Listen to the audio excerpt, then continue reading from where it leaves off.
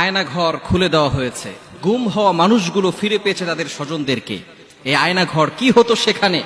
৮ বছর পরে মুক্তি পেয়েছে মীর কাশেম আলীর ছেলে ব্যারিস্টার আরমান।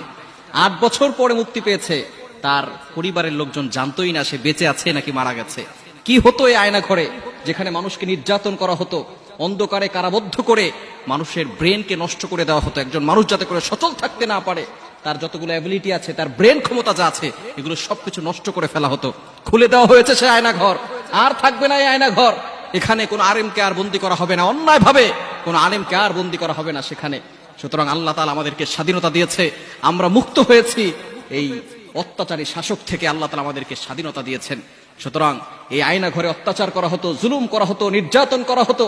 যারা এই হকের পক্ষে ছিল, যারা এই সঠিক কথা বলতো, তাদের এই আয়না ঘরে বন্দী করে রেখে তাদেরকে গুম করে ফেলা হতো। তাদের পরিবারের সাথে কোনো সুযোগ থাকতো না তাদের সাথে কথাবার্তা বলার। পরিবার জানতোই না ছেলেটা বেঁচে আছে নাকি মারা গেছে। কত মায়ের বুক খালি করা হয়েছে, কত বাবার বুক খালি করে দেওয়া হয়েছে। একটু চিন্তা করে দেখেন, এই যে জুলুম করেছে, এই জুলুম আল্লাহ তাআলা সহ্য করতে পারে নাই। কত নিরীহ মানুষগুলোকে এভাবে কারা বন্ধ করে দুনিয়া থেকে বিদায় করে দিয়েছে। আল্লামা সাঈদী রহমতুল্লাহ আলাইহি, তাকেও কারাবদ্ধ করে দুনিয়া থেকে বিদায় করে দেওয়া হয়েছে। তিনি শেষ বিদায়ের যে হাসিটা দিয়েছিলেন, আজকে যদি তিনি বেঁচে থাকতেন তাহলে তিনি আবারও সেই হাসিটা দিতে পারতেন। যারা এভাবে মারা যায়, ইসলামের জন্য যারা